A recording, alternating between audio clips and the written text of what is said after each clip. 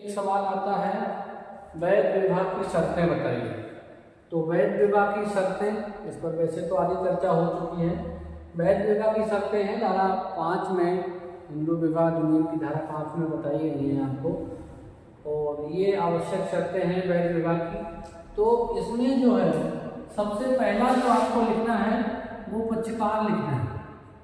आपको बताना है कि हिंदू विवाह में पक्षकार होते हैं और 2 पक्षकार होते हैं। खास तौर से आपको आवश्यक शर्तों में ये बताना है क्योंकि हिंदू विधि हिंदू पर लागू होती है, तो इसके पक्षकार दोनों हिंदू होने चाहिए।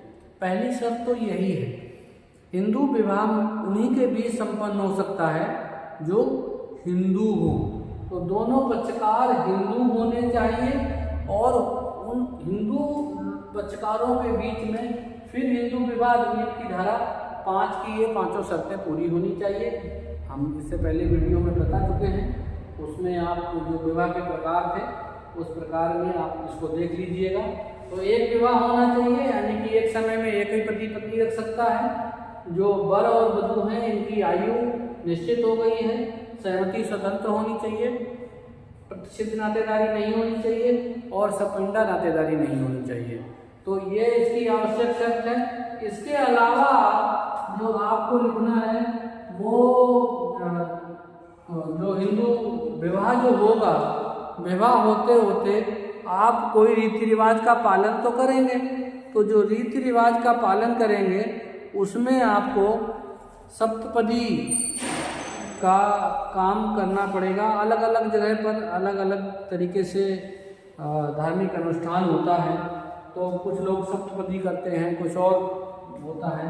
तो यहाँ धार्मिक अनुष्ठान भी एक आवश्यक शर्त हो सकती है। तो ये हेडिंग आप ये भी डाल देंगे कि धार्मिक अनुष्ठान भी है। तो ये एक शर्त। तो पक्षकार के अलावा ये 5 शर्तें आप आवश्यक विवाह की लिखेंगे और धार्मिक अनुष्ठान भी। और धार्मिक अनुष्ठान में वैसे तो कहा गया है कि सप्तपदी हिंदू विवाह तब तक पूरा नहीं होता है जब तक 7वां पग पूरा, यानी कि 7 फेरे, अग्नि को साक्षी मानकर 7 फेरे लिए जाते हैं, उसको सप्तपदी कहते हैं। तो जब तक 7वां पग पूरा ना हो जाए, यानी कि 7वां फेरा पूरा ना हो जाए, तब तक एक विवाह वैध विवाह नहीं होता है। तो ध्यान रखना है। और ये सब वैध विवाह की आवश्यक शर्तें हैं, इनको आपको उस सवाल में लिख देना है।